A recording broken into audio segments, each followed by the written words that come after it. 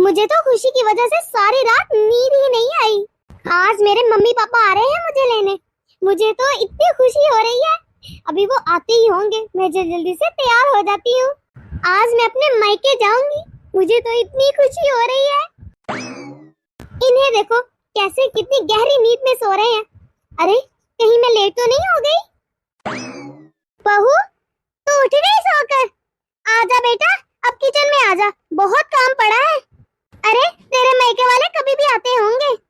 जी ठीक है मम्मी जी, मैं फ्रेश होकर अभी आ जाती हूँ किचन में। ठीक है बहू, जल्दी से आ जाना। आज तो काफी खाना बनाना पड़ेगा तुझे, तेरे मायके वालों के लिए भी और हम सब के लिए भी। बिरयानी, कौरमा और हलवा पूरी भी बनाना जरूर। आखिर नाश्ते में तो ये बहुत जरूरी होती है ना। जल्दी से आजा किचन में, आखिर सारा खाना तुझे ही तो बनाना है। जी ठीक है माँ जी, मैं अभी आ जाती हूँ। चलो इमन बेटा। अरे मैं तो फ्रेश होकर भी आ गई और ये अभी तक सो रहे हैं, अभी तक नहीं उठे। लेकिन मैं भी इन्हें नहीं उठाऊंगी, जब उठना होगा खुद ही उठ जाएंगे, सोते रहें। मैं किचन में जा रही हूँ, किचन में तो इतना ज्यादा काम है। ऐसा करती हूँ वही निपटा लेती हूँ जल्दी से, कि मेरे माँ बाप आ रहे हैं। ये क्या माँ, आप तो कह रही थी कि आप भाभी को उनके घर नहीं भेजेंगी, आप तो इनके माँ बाप की नाक रगड़वा देंगी। अब आप खुद ही उन्हें भेजने के लिए तैयार हैं। बल्कि तो आप तो भाभी को ये भी कह रही हैं कि इतने तक खाने बनाओ, ये करो वो करो। आप तो अपनी बहू से बड़ी मीठी मीठी बातें कर रही थी। अब आपका सारा गुस्सा कहाँ चला गया माँ? अरे अभी तो बहुत बोली है मन, तुझे इन ताव पेच का नहीं पता। एक दफा तू बहू के मेके वाले को आने तो दे, फिर देखना मैं लोगों के साथ करती क्या हूँ। फिर मैं दिखाऊंगी इनको अपने रंग। क्या मतलब मम्मी, मैं कुछ समझी नहीं। बस तू थोड़ी देर इंतजार कर, सब समझ आ जाएगा तुझे। अभी तू ज्यादा अपना दिमाग इस्तेमाल मत कर। मुझे सब पता है कि मुझे क्या करना है और किस वक्त करना है। और मम्मी, आपने भाभी को किचन में क्यों भेज दिया? और वो इतना सारा सामान इतना कैसे बनाएंगी? और वो अभी से अपने घर वालों की खाने की तैयारी करना शुरू हो गई है। अरे मायके वाले भी तो बहू के ही आ रहे हैं, अगर बहू काम नहीं संभालेगी तो कौन संभालेगा? इसीलिए तू चुप कर जा, मैंने कहा है ना, तू ना बोल इन बातों में। इतना ज्यादा सामान, इतना खाना मैं कैसे बनाऊं? मेरे मेके से भी 3-4 लोग आ रहे हैं और यहाँ के भी 4-5 हैं, तो मिला के 8-9-10 लोगों का तो खाना बन ही जाएगा। शादी से पहले तो माँ जी कह रही थी कि उनके घर तो 2-2, 3-3 नौकर हैं। यहाँ पर तो कोई नौकर नहीं है। अब मैं अकेले किचन में इतना ज्यादा खाना कैसे बनाऊंगी? मुझे तो खाना भी नहीं बनाना आता सही तरह से, लेकिन अभी तो मेरी शादी को 2-3 दिन ही हुए हैं। अभी से अगर मम्मी से बात करूंगी तो अच्छा नहीं लगेगा, मेरी इमेज खराब हो जाएगी। मम्मी क्या सोचेंगी मेरे बारे में? हाँ अगर एमन आ जाती, मेरी थोड़ी हेल्प करवा देती। भाभी। हाँ एमन बोलो। भाभी पापा के लिए ना 1 कप चाय बना दीजिए। अरे लेकिन एमन मेरी बात तो सुनो। जी कहिए भाभी। एमन इतने ज्यादा लोगों का खाना मैं कैसे बनाऊं अकेले? मुझे तो इतना ज्यादा खाना बनाने में बहुत परेशानी हो जाएगी, मुझसे तो इतना खाना नहीं बन पाएगा। एमन तुम मेरी मदद करवा दो। ये आप क्या कह रही हैं भाभी, मैं आपकी मदद करवाऊं? मैं आपकी मदद क्यों करवाऊं? देखो एमन प्लीज मेरी थोड़ी मदद करवा दो, मैं इतने ज्यादा लोगों का खाना कैसे बनाऊंगी अकेले? भाभी आपके ही मेके वाले आ रहे हैं, आपके मेके वालों के लिए मैं क्यों खाना बनाऊं? ये तो चली गई, अब मैं अकेले इतने ज्यादा लोगों का खाना कैसे बनाऊं? बनाना क्या क्या है मुझे तो ये तक नहीं पता। अगर एक दफा माँ जी आ जाती, मुझे बता देती तो कितना अच्छा हो जाता। अब मैं क्या करूं, मुझे तो कुछ समझ नहीं आ रहा। अरे माँ जी, अच्छा किया आप आ गई। बहू तू इतनी देर से क्या कर रही है? तूने अभी तक कुछ भी नहीं बनाया। 1 आधे घंटे तक तो तेरे मायके वाले पहुंचने वाले होंगे और तूने तो अभी तक चाय तक नहीं बनाई। मैं और तेरे ससुर जी इस वक्त चाय पीते हैं और तूने तो चाय भी नहीं बनाई हमारे लिए। आखिर तू इतनी देर से किचन में कर क्या रही है? लगता है तू भूल गई है कि आज तेरे मायके वालों ने आना है तुझे ले जाने के लिए, इसीलिए तुझे आज खाना बनाना है। जी माँ जी मुझे पता है, मुझे याद है, लेकिन मैं इतने ज्यादा लोगों का खाना अकेले कैसे बनाऊं माँ जी? मुझे नहीं आता बनाना खाना माँ जी। तो कोई बात नहीं बहू, अपने मेके वालों को भूखा लौटा देना। माँ जी आप अगर मेरी थोड़ी सी मदद करवा देती, मेरा मतलब है इतने ज्यादा लोगों का खाना मैंने पहले कभी नहीं बनाया। पर ये तो तेरी गलती है ना कि तूने खाना क्यों नहीं बनाया, तुझे खाना बनाना आना चाहिए था। ये तो तेरी जिम्मेदारी है ना कि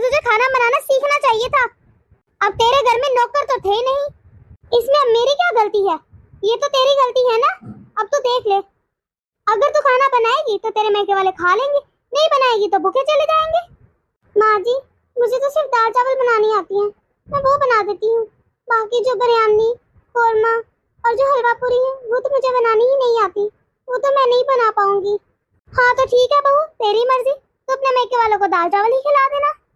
वैसे भी तेरे मैके वालों की औकात तो दाल चावल की ही है। माँ जी, इसका क्या मतलब हुआ कि मेरे मैके वाले दाल चावल खाकर जाएंगे?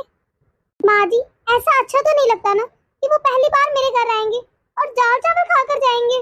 अच्छी तो बहू बहुत सारी बातें नहीं लगी थी हमें शादी में, फिर भी तुझे ब्याह कर ले आए ना हम घर पे। ये तो तू अब अपनी खुशकिस्मती समझ कि तू आज इस घर में है। अरे तेरे बाप की तो लॉटरी निकल गई, इतने बड़े घर में ब्याह दी उसने अपनी बेटी। तेरी तो किस्मत खुल गई जो तू इतने बड़े घर में ब्याह कर आ गई। बस मेरी बेटी की किस्मत फूटी थी कि उसकी शादी तुझसे हो गई। क्या हुआ माँ जी? मैं कुछ समझी नहीं, क्या हम लोगों से कोई गलती हो गई है माँ जी? गलती? गलती तो बहुत छोटा लफ्ज है। तेरे मायके वालों ने तो हमें धोखा दिया, धोखा। धोखा समझती है ना बहू? अरे तेरा बाप तो कंगला निकला, कंगला। तेरे बाप ने तो कुछ नहीं दिया शादी में। तेरे बाप को बोला था कि 2.5 लाख रुपया लड़के के हाथ में रख दे, लेकिन वो भी नहीं दिया। तेरे बाप ने तो हमारी बेइज्जती करवा दी मेहमानों के सामने। उसने तो 2.5 लाख तो छोड़ो, 2,500 तक नहीं दिया। शादी से पहले तो तेरा बाप बड़ी बड़ी पिंगे मार रहा था, मैं अपनी लड़की को ये दूंगा वो दूंगा। कहाँ गया वो सब कुछ? और तो और तेरे हाथ से जो हमारे रिश्तेदारों के लिए कपड़े आए हैं ना, वो भी इतने घटिया आए हैं कि पहनने के काबिल ही नहीं है।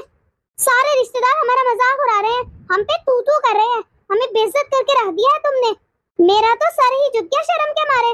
अब मैं अपने रिश्तेदारों से सर उठा के बात नहीं कर सकती। क्या सोचा था तेरे बाप ने कि इतने घटिया कपड़े वो देंगे और हम प्यार से रख लेंगे, उन्हें पहन लेंगे? कम से कम तेरे बाप को हमारी इज्जत तो रखनी चाहिए थी, हमारे स्टैंडर्ड का ही तो लिहाज रख लेते। आज आ लेने दो तेरे बाप को। ये जो उसने इतने घटिया कपड़े दिए हैं ना हमारे रिश्तेदारों को, वो सब तेरे बाप के मुंह पे मारूंगी मैं। तेरे बाप ने तो घटिया सामान देकर अपना पल्ला झाड़ लिया, लेकिन मैं ऐसे पल्ले झाड़ने वालों में से नहीं हूँ। अब तो तेरे बाप से पूरी वसूली होगी, इसीलिए तो मैं तेरे बाप और भैया को यहाँ आने का इंतजार कर रही हूँ। हाँ? कंगले लोग। हाय अल्लाह, ये माँ जी क्या कह के गई है? कहीं ये मेरे घर वालों की बेइज्जती ना कर दे। मेरे पापा ने तो इतना कर्ज लेकर मेरी शादी की है। शादी से पहले तो मम्मी जी की कोई डिमांड नहीं थी, शादी वाले दिन से ही इनकी इतनी डिमांड शुरू हो गई। मेरे पापा तो बाइक दे देते, लेकिन ये लोग तो गाड़ी पे ही आ गए कि गाड़ी ही चाहिए। अब पापा शादी वाले दिन गाड़ी का इंतजाम कैसे करते? फिर भी पापा ने चाचू से उधार लेकर कैसे ना कैसे करके गाड़ी का इंतजाम कर ही लिया था, और तब से लेकर अब तक इनकी तो डिमांड्स बढ़ती ही जा रही हैं। पापा इनकी इतनी सारी डिमांड्स कैसे पूरी करेंगे? मेरे पापा कहाँ से कर्ज लेंगे? और उन्होंने तो पहले से इतना कर्ज लिया था, उनके पास इतने पैसे ही नहीं कि वो इनके लिए और भी कपड़े खरीदे, वो भी इतने ब्रांडेड ब्रांडेड। उन्होंने तो बड़ी मुश्किल से मेरी शादी की है। वैसे भी मेरे पापा तो रिटायर हो गए हैं, उनकी सिर्फ एक पेंशन ही तो आती है, उसी से तो घर का खर्चा चलता है।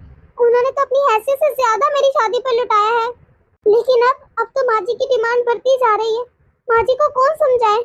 ऐसे करती हूँ, इनसे बात करके देखती हूँ, शायद ये माँ जी को समझा पाए। चलो अब मैं खाना बना लेती हूँ, जो भी मुझसे बनेगा वो बना लेती हूँ। इमन ने और माँ जी ने तो साफ साफ इनकार कर दिया है मेरी मदद करने को, क्योंकि इन लोगों को मेरे पापा से सिर्फ पैसे चाहिए थे, मैं नहीं। मुझसे तो किसी को प्यार ही नहीं है। हाय अल्लाह, अब मैं कैसे इतना ज्यादा खाना बनाऊंगी? कैसे होते हैं ससुराल? अब कुछ ना कुछ तो मुझे बनाना ही है। अपने मायके वालों को मैं भूखा तो नहीं भेज सकती ना। एक काम करती हूँ, बाहर से ऑर्डर कर देती हूँ। लेकिन नहीं, अगर माँ जी ने देख लिया, उन्होंने गुस्सा किया तो नहीं, बाहर से नहीं ऑर्डर करती, खुद ही कुछ देख लेती हूँ।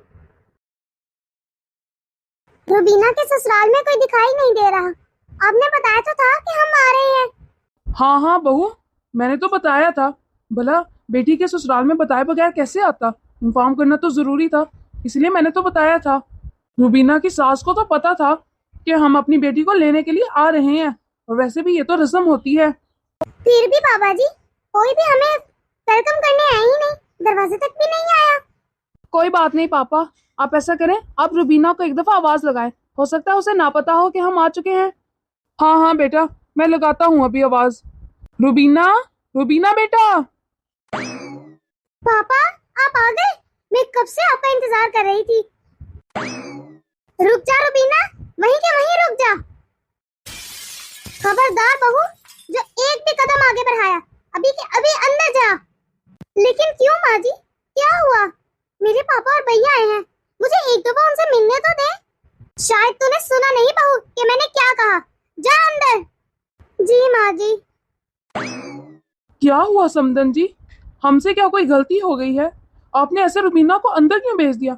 हमसे मिलने तक नहीं दिया? समधी जी, आप शायद भूल रहे हैं कि अब रुबीना आप लोगों की बेटी से ज्यादा हमारे घर की बहू है। उसे किससे कब मिलना है और किससे नहीं मिलना, ये हम डिसाइड करेंगे, आप नहीं। अब आपकी बेटी के सारे फैसले लेने का हक सिर्फ मुझे है, आपको नहीं, और ना ही आपकी बेटी को, समझे आप? अब तो आपकी बेटी आपसे तभी मिलेगी जब आप शर्त पूरी करेंगे। शर्त? कैसी शर्त? कौन सी शर्त? मुझे तो कुछ याद नहीं है। अरे वाह, ये सही है, अब आपको शर्त याद भी नहीं है। अच्छा, कमाल है। मुझे वाकई कोई शर्त याद नहीं है समदन जी। अब बताइए तो सही, कौन सी शर्त की बात कर रही हैं आप? क्यों, आपको याद नहीं? आपने शादी के वक्त मेरे बेटे के हाथ में 2.5 लाख रुपए देने का वादा किया था। कहाँ है वो 2.5 लाख रुपए? अगर आप 2.5 लाख रुपए लाए हैं तो ठीक है, मिल लीजिए आप रुबीना से। समदन जी, मैंने आपसे कहा तो था कि मुझे 1-2 महीने का वक्त चाहिए, मैं आपका वादा पूरा कर दूंगा। मैं आज के आज 2.5 लाख रुपए कहाँ से लाता समदन जी? अभी परसों तो मेरी बेटी की शादी हुई है, मेरे पास जितनी भी जमा पूंजी थी सब शादी पे लग गए, मेरे पास तो अब 1 रुपया भी नहीं है। आपको याद नहीं, आपने तो शादी वाले दिन गाड़ी की भी डिमांड कर दी थी। मैं तो बाइक देने वाला था, लेकिन आपने कहा कि आपको कार चाहिए ऐन निकाह के वक्त। फिर मैंने जैसे तैसे करके अपने भाई से पैसे उधार लेकर आपको गाड़ी दी। मेरे ऊपर तो पहले से ही इतने कर्जे चढ़ चुके हैं, अब आप 2.5 लाख की डिमांड कर रही हैं। अब मेरे पास पैसों का दरख्त तो है नहीं जहां से उतार के मैं आपको दे दूं, या फिर सड़क पे तो पड़े मिले नहीं जहां से मैं आपको दे दूं।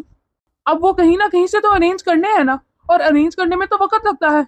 मैंने आपसे कहा है कि मैं वादा जरूर पूरा करूंगा, लेकिन मुझे सिर्फ थोड़ा सा वक्त चाहिए। अपने वादों से तो आप मुकरी थी, मैं तो नहीं मुकरा।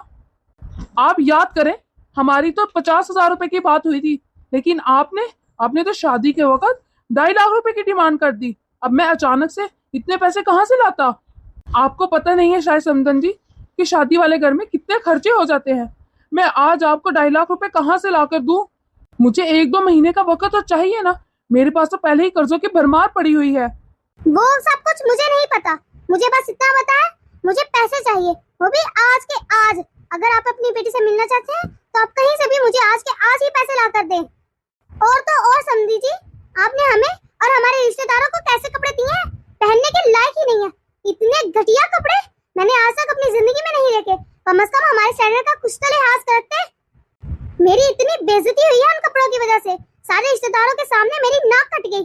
इतनी इंसल्ट मैं आज तक अपने रिश्तेदारों के सामने आंख उठाकर देख नहीं सकती, सिर्फ आपके घटिया कपड़ों की वजह से। मेरे बेटे की तो किस्मत फूट गई, जो ऐसे नंगे पुंगे खानदान में उसकी शादी हो गई। दिल तो कर रहा है 10 बातें सुनाओ इसे, हमारे पास भी अल्फाज हैं इसे सुनाने के लिए, लेकिन क्या करें? मुझे तो समझ नहीं आती कि इसने आज हमें यहाँ बेइज्जती करने के लिए बुलाया है। कोई अपने घर आए मेहमानों की ऐसे बेइज्जती करता है? आंटी जी, अगर ऐसे ही चलता रहा, आपकी बार बार डिमांड्स बढ़ती ही गई, तो हम कैसे पूरी करेंगे? हम अपना घर देखेंगे या आपकी डिमांड पूरी करते रहेंगे? आपकी डिमांड्स की फिक्र करते रहेंगे?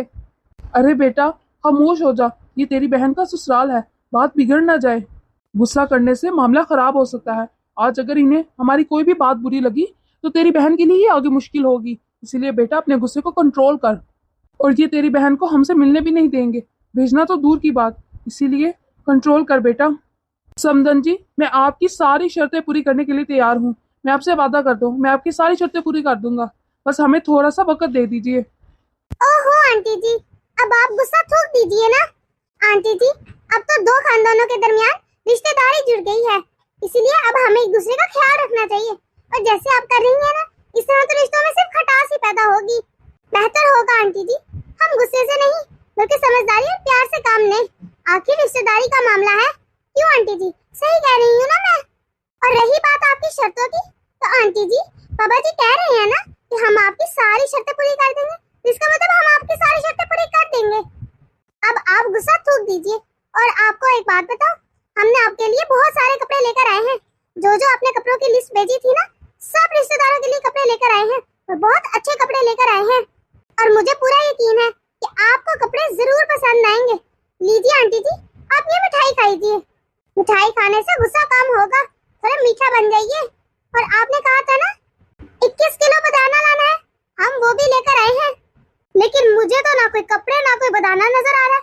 कहाँ है बनाना? अरे आंटी जी, 21 किलो बनाना और कपड़े तो नीचे गाड़ी में रखे हैं। मैं अभी इनको बोलती हूँ, अभी जाकर ले आएंगे।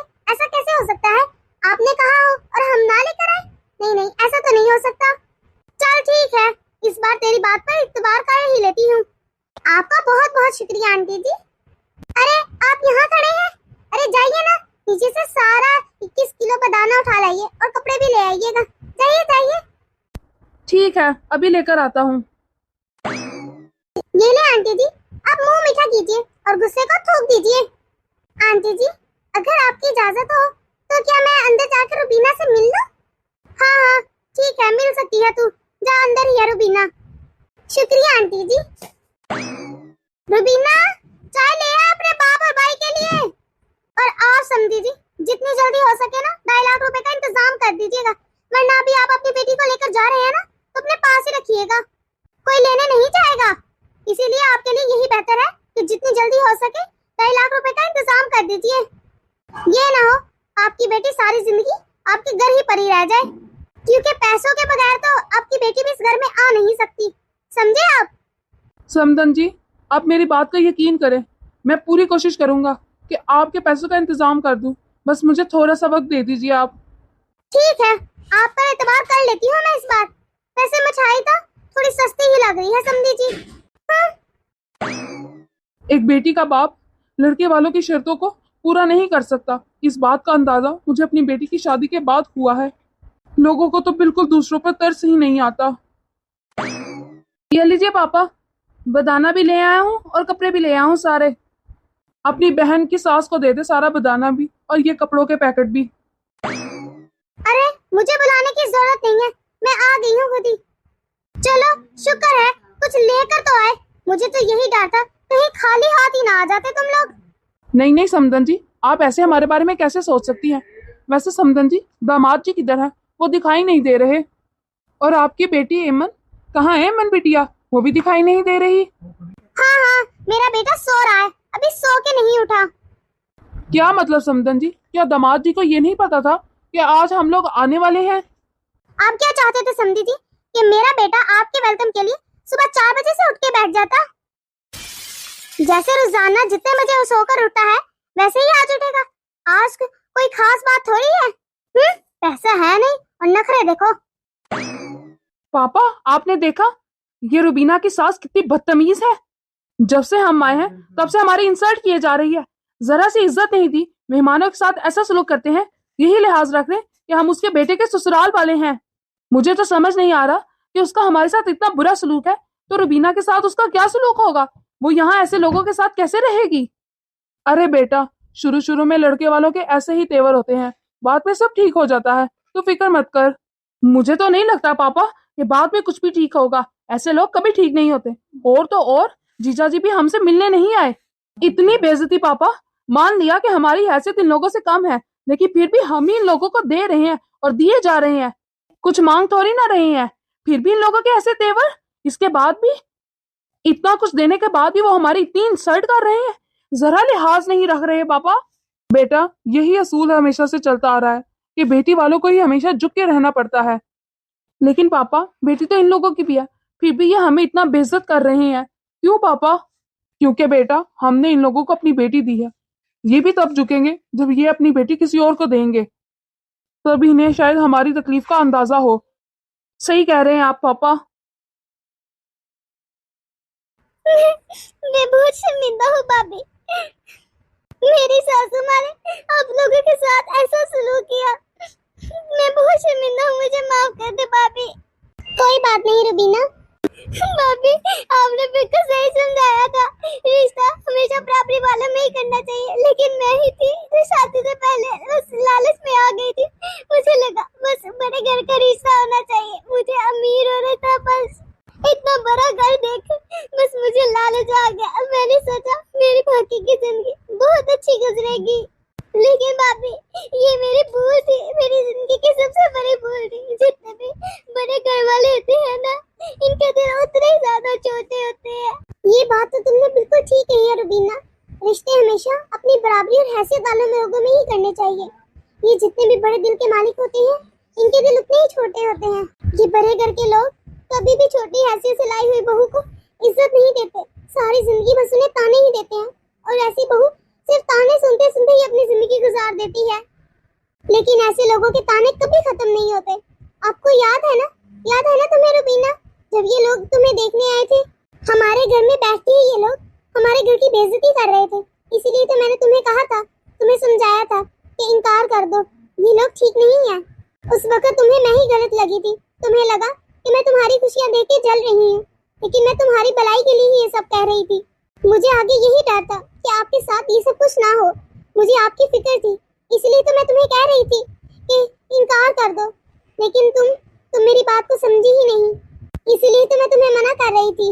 लेकिन एक लड़की की जिंदगी तो शादी के बाद ही शुरू होती है। अब तो तुम्हारी शादी हो गई है ना, अब तुम्हें कैसे तैसे भी करके यहीं पे अपनी जगह बनानी पड़ेगी। अब तुम्हारी सासू माँ के शर्तें सुनने के अलावा और उन्हें मानने के अलावा हमारे पास कोई चारा नहीं है। हम तो बस यही चाहते हैं कि तुम खुश रहो, आबाद रहो अपने घर में, और तुम्हारे ससुराल वाले तुम्हें किसी भी चीज के लिए ताने ना मारे। बस डर इस बात का है कि इस दफा तो हम तुम्हारी सासू माँ की शर्त पूरी कर देते हैं, लेकिन अगर वो बार बार शर्तें रखी गई, आगे भी उन्होंने शर्त रखी, फिर क्या होगा? फिर शायद हम तुम्हारी सास की शर्तें पूरी ना कर सके, क्योंकि अगर उन्होंने कोई ऐसी शर्त रख दी जो हमारी औकात से ऊपर हुई, फिर हम क्या करेंगे? तो फिर क्या होगा भाभी? क्या ये मुझे घर से निकाल देंगे? नहीं, कैसी बातें कर रही हो रुबीना? अल्लाह ना करे कि तुम्हें घर से निकाल ले। अभी तो हम तुम्हारी सास की शर्त पूरी कर देते हैं, बात की बाद में देखी जाएगी। अभी तुम परेशान मत हो और खुश रहो। जी थैंक यू भाभी। रुबीना की माँ, अपने आप को संभाल लो, सब ठीक हो जाएगा। कैसे संभालूं मैं अपने आप को? हमारी बेटी जब से आई है मेके में ही बैठी हुई है। एक बार गए उसके ससुराल वाले उसे लेने नहीं आए। रुबीना के सास ने तो फोन भी नहीं किया, खैरियत भी नहीं पूछी। पता नहीं वो कब आएंगे और रुबीना को लेकर जाएंगे।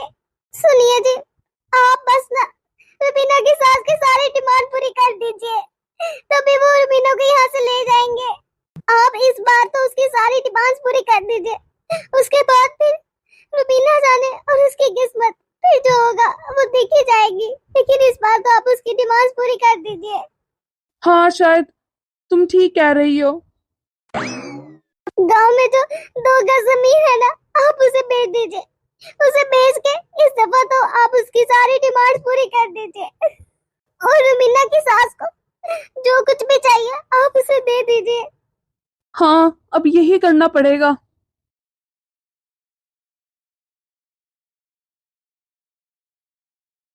सुनिए जी। हाँ बोलो, क्या तुम्हें कोई काम था? जी वो मैं कह रही थी, मुझे कुछ पैसों की जरूरत थी। और तुम्हें पैसों की क्यों जरूरत है? आपको तो पता है कि ईमन की शादी है, तो मुझे उसके लिए कपड़े खरीदने हैं। आखिरकार मैं ईमन की इकलौती भाभी हूँ, अच्छी तो लगनी चाहिए ना, तो मुझे शॉपिंग करनी है। आप मुझे पैसे दे दीजिए। अरे तुम माँ को बोल दो, माँ तुम्हें सब दिला देंगी। अच्छा चलो ठीक है, मैं चलता हूँ, माँ से बात कर लेना, वो तुम्हें पैसे दे देंगी। चलो ठीक है, मैं माँ जी से ही पैसे मांग लेती हूँ। अरे बहू, तू किचन में नहीं आई अभी तक? जी माँ जी, बस आ ही रही थी। और माँ जी, मुझे आपसे ना एक बात करनी थी। हाँ बोल। माँ जी, मुझे कुछ पैसे चाहिए थे। पैसे? लेकिन क्यों? वो एमन की शादी के लिए ना शॉपिंग करनी है, मुझे कुछ कपड़े खरीदने हैं। अरे शॉपिंग करने की क्या जरूरत है? मेरे पास इतने नए फैंसी सूट पड़े हुए हैं, उनमें से कोई ले लेना। माँ जी, एक सूट ही दिला देती नया। अरे तुझे सूट लेने की क्या जरूरत है? तुम्हारी शादी थोड़ी ना, और तुझे किसने देखना है? शादी तो एमन की है, उसे ही तो सबने देखना है। और अगर फिर भी तुझे कपड़े खरीदने का इतना शौक हो रहा है ना, तो अपने बाप को बोल देना, वही तुझे नए कपड़े दिला देगा। और तुम्हें एक बात बताऊं बहू, हमारी एमन इतने अमीर घराने में जा रही है, बहुत खुश रहेगी। पता है कितने अमीर हैं एमन के ससुराल वाले? तुम भी देखना और अपने बाप को भी दिखाना कि ऐसे की जाती है लड़कियों की शादी। तुम लोगों की तरह नहीं, खाली हाथ ही 4 जोड़ों में बेच दिया लड़की को। तू देख ना, मैं अपनी एमन की शादी कैसे धूमधाम से करूंगी, लड़के वाले देखते ही रह जाएंगे। ये तो मेरे बेटे की किस्मत फूटी थी जो तुझ जैसी लड़की से शादी हो गई। न देना एक न देना दो। देखा है तुमने हमारा चाल चलन, हमारा पहनना ओढ़ना कितना स्टैंडर्ड है, और तुम्हें तो कुछ करना ही नहीं आता। 4 लोगों के दरमियान बेइज्जती करवा देती हो हमें, कुछ आता ही नहीं तुम्हें तो। तुम देखना अब कि कितना अच्छा हम लड़के वालों को खाना देते हैं और कितना अच्छे कपड़े देते हैं, तुम लोगों की तरह नहीं। उसके बाद देखना वो हमारी एमन को अपने हाथों का छाला बनाकर रखेंगे, बिल्कुल सेम टू सेम मेरी तरह ना मम्मी, जैसे आप लोगों ने मुझे हाथ का छाला बनाकर रखा हुआ है। क्या कह रही हो बहू? तुझे इस घर में क्या परेशानी है? हाँ, नखरे खत्म नहीं होते, जितने मर्जी लाड उठा लो इसके तो। अरे बहू कहाँ रह गई है? जल्दी आ, इतने सारे काम पड़े हुए हैं। अरे जल्दी कर बहू, सारे रिश्तेदार आ गए हैं भाई, बहुत काम है। अरे आज मेरी प्यारी बेटी की शादी है, कोई कमी नहीं रहनी चाहिए। बहू कहाँ रह गई है तू? मैं भाई मेहमानों को देख लूं। अरे माँ जी कहाँ गई? अभी तो यहीं पे आवाजें आ रही थी। हो सकता है अपने कमरे में चली गई हो। चले मैं भाई जाके देखती हूँ।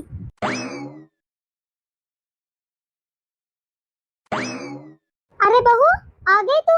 मैं कब से तेरा ही इंतजार कर रही थी। ये देख सूट, देखिए कितने अच्छे अच्छे सूट हैं ये सब एमन की सास के लिए है। और तो और ये देख सोने के सेट, ये भी मैं एमन की सास को दे रही हूँ। जी जी माँ जी, बहुत खूबसूरत है, कितने प्यारे सूट हैं और कितने प्यारे जेवर हैं। हाँ हाँ अच्छी तरह से देख ले, आखिर क्यों नहीं प्यारे होंगे। मैं दे रही हूँ अपनी एमन को, और तू भी देख ले, अपने बाप को भी बता देना कि ऐसे देते हैं सूट और ऐसे देते हैं जेवर। बिल्कुल सस्ते में ही निपटा दिया तेरे बाप ने तो। बिल्कुल सही कह रही है माँ जी आप। मेरी मम्मी को तो समझ ही नहीं आया कि कैसे क्या क्या देना है।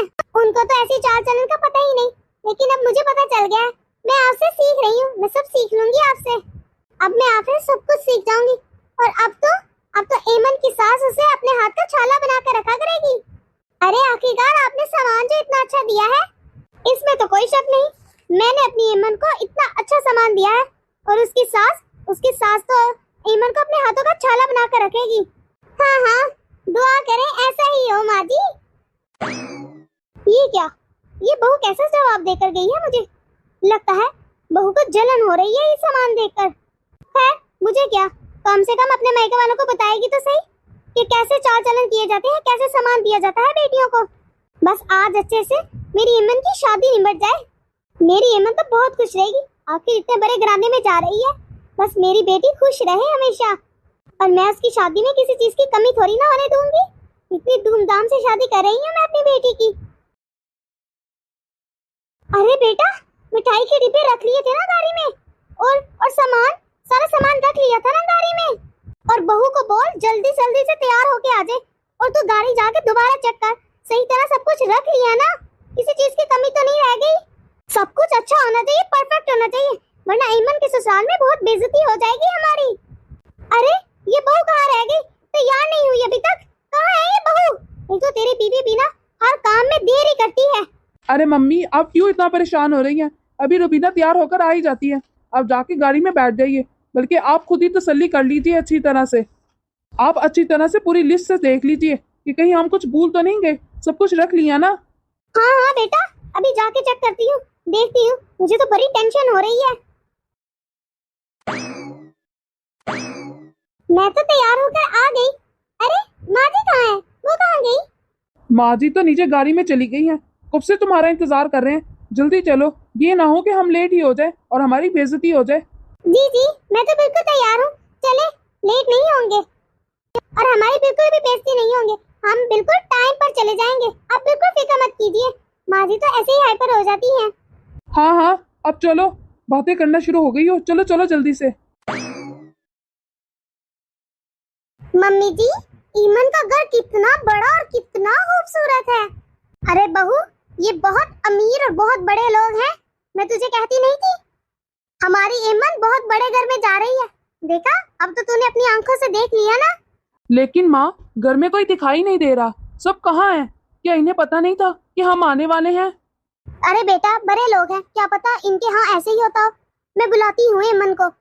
ईमन, ईमान, अरे मम्मी जी आप आ गए। मैं कब से आप लोगों का इंतजार कर रही थी। ईमान यहीं के यहीं रुक जाओ। खबरदार जो तुम अपने माँ बाप से मिली, तुम मेरी मर्जी के खिलाफ एक कदम भी आगे नहीं बढ़ा सकती। क्या बात है समदन जी, क्या मेरी बेटी से कोई गलती हो गई है? समदन जी पहले तो आप मुझे बताइए, आपसे 10 लाख रुपए की डिमांड की थी, कहाँ है वो 10 लाख रुपए? मैंने आप लोगों से पहले ही कहा था, जब तक आप हमें 10 लाख रुपए नहीं दे देते मैं आपकी बेटी का मकलावा ही नहीं दूंगी। लेकिन समदन जी मैं एक साथ इतने ज्यादा पैसों का कैसे इंतजाम करूं? मुझे थोड़ा वक्त चाहिए। मुझे कुछ नहीं सुनना, मुझे नहीं पता आप कैसे इंतजाम करेंगी। मुझे बस इतना पता है, अगर आप 10 लाख रुपए देंगी तो अपनी बेटी को ले जाइए, वरना आप अपनी बेटी को नहीं लेके जा सकती। मुझे 10 लाख रुपए चाहिए, वो भी आज ही। अब आप लोग दोबारा यहाँ पर तब आना जब आप लोगों के पास पैसे हों, समझे आप? नहीं नहीं समदन जी आप ऐसे मत बोलिए। आपको नहीं पता, अगर हम अपनी बेटी को लिए बगैर वापस गए तो वहाँ रिश्तेदार जो हमारा इंतजार कर रहे हैं उन सब में हमारी बहुत बेइज्जती हो जाएगी। तो फिर ठीक है, आप 10 लाख रुपए दे दीजिए और अपनी बेटी को ले जाइए। और तू यहाँ क्या खड़ी होकर देख रही है? जाके किचन में काम कर। एक और बात समदन जी, आपने तो हमारे रिश्तेदारों के सामने नाक ही कटवा दी। कैसे कपड़े दिए हैं आपने हमें और हमारे रिश्तेदारों को? हमारे सारे रिश्तेदार कपड़ों को देख के थू थू कर रहे थे। मुझे तो लगता है कि आपने सस्ती सी दुकान से कपड़े लिए हैं और जान छुड़ाई है। अरे समदन जी कम से कम अपनी नहीं तो मेरी इज्जत का ही थोड़ा ख्याल कर लिया होता। अरे नहीं समदन जी आपको कोई गलतफहमी हुई है। कपड़े तो मैंने बहुत अच्छे दिए थे, इतनी बड़ी ब्रांड से कपड़े दिए थे। मैं किंग्स मॉल से कपड़े लेकर आई थी और कपड़े तो बहुत महंगे थे ताकि आप सबको अच्छे लगे और आपके सारे रिश्तेदारों को पसंद आए। तो आपका क्या मतलब है कि मैं झूठ बोल रही हूँ? और शादी की तो क्या ही बात करनी। और शादी भी आपने इतनी बुरी की थी, हमारे स्टैंडर्ड की तो बिल्कुल भी नहीं थी। और आपने मेरे लिए ये कैसा सोने का सेट भेजा है? मैं इतने हल्के सेट कभी नहीं पहनती। माफ कीजिएगा समदन जी, कहते हुए भी मुझे भी शर्म आ रही है। जैसे झुमके आपने मेरे कानों के लिए भेजे थे ना, ऐसे झुमके तो मैं अपने काम वाली को दे देती हूँ। क्या सोच के आपने इतने घटिया झुमके मुझे भेजे थे? और जो आपने सोने का सेट दिया था वो इतना हल्का था कि फूंक मारो उड़ जाता। अगर आपके पास देने की हैसियत नहीं थी तो आप लोग ना देते। हमने कोई जबरदस्ती मांगा तो नहीं था, ना ही कोई डिमांड की थी। हद है, इतनी बेइज्जती, इतना हल्का फुल्का सेट। नहीं समदन जी जरूर आपको कोई गलतफहमी हुई है। ओहो समदन जी कैसे गलतफहमी? जो कुछ है सामने ही तो है, इसीलिए मैं आप लोगों से हाथ जोड़ती हूँ, जैसे आए थे वैसे ही वापस चले जाइए आप लोग। नहीं आंटी हम ईमन को लिए बगैर यहाँ से नहीं जाएंगे। अरे आपकी बहू को बिल्कुल तमीज नहीं है? जब बड़े लोग बात कर रहे हो तो बच्चों को बीच में नहीं बोलना चाहिए। बहू तो चुप हो जा, मैं बात कर रही हूँ ना ईमन की सास से, तू ना बोल। लेकिन मम्मी जी आप भी तो देखिए ये कैसे बातें कर रही हैं हमसे। देखिए समदन जी शादी में जो भी गलतियां हुई हैं, जो भी कोताहियां हुई हैं, या जो कुछ भी आपको पसंद नहीं आया, मैं उस सब के लिए आपसे हाथ जोड़ के माफी मांगती हूँ। मैं आपकी सारी शर्तें, सारी डिमांड्स पूरी करने की पूरी कोशिश करूंगी। लेकिन प्लीज आप ईमन को हमारे साथ भेज दीजिए। अगर आप देंगी तो मैं आपके पाँव में पकड़ लूंगी। प्लीज आप ईमन को हमारे साथ भेज दीजिए। ठीक है, अगर आप इतना कह रही हैं तो भेज देती हूँ आपके साथ ईमन को। लेकिन एक बात का ख्याल रखिएगा, मेरा बेटा ईमन को तभी लेने आएगा जब आप 10 लाख रुपए का इंतजाम कर लेंगी। जी आपका बहुत बहुत शुक्रिया। ठीक है आप बैठिए, मैं आपके लिए चाय पानी का इंतजाम करवाती हूँ। मम्मी ईमन की सास तो बहुत बदतमीज थी। मेरा तो दिल कर रहा था इन्हें मैं 10 बातें सुनाऊं। नहीं बेटा, ये ईमन के ससुराल वाले हैं। ससुराल वाले ऐसे ही होते हैं, लड़की वालों को हमेशा झुक के ही रहना पड़ता है। सही कहा आपने माँ जी, बेटी वालों को हमेशा झुक के ही रहना पड़ता है। जैसे मेरे पापा आपके सामने कितना झुके थे, आपने कितनी बातें सुनाई थी मेरे पापा को, कितनी इंसल्ट की थी उनकी। ना जाने ससुराल वालों का लालच कब खत्म होगा और बहू बेटियां अपने ससुराल में कब अच्छे तरीके से जिंदगी गुजार सकेंगी। बेटा तू मुझे माफ कर दे, मुझे अब समझ आ रही है कि कैसा फील होता है जब बेटी के ससुराल वाले मजबूर करते हैं। जो मैंने तेरे और तेरे घर वालों के साथ किया, आज सब कुछ वही मेरे साथ हो रहा है। मुझे इस सब की सजा मिली है।